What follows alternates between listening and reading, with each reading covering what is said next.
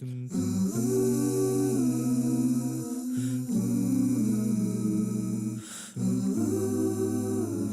subhanahu wa ta'ala is telling us the angels will come down. And I was explaining to you the two types of angels. Some would make you happy. May Allah grant us those angels, so that when we die with a smile, with a shahada. Do you know what they will say to the person who has said Rabbuna Allah and then has been steadfast?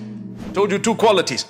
To those who have said my Lord is Allah, and then they've been steadfast, these angels will come down at that time and say, no need for you to fear. Don't worry. Don't worry. They come in a beautiful appearance. So beautiful. You are calm, relaxed. You know when they say, some people are coming to fetch you just now. And then you say, okay, I'm waiting.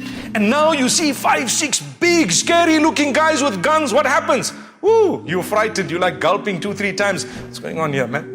Right? But imagine you see a few people smiling at you. They're so happy. They look good, mashallah. And Assalamu Alaikum. They're greeting you. They are welcoming you. That's what the angels will do. May Allah grant us that. The angels will welcome us into the hereafter, such that you are smiling.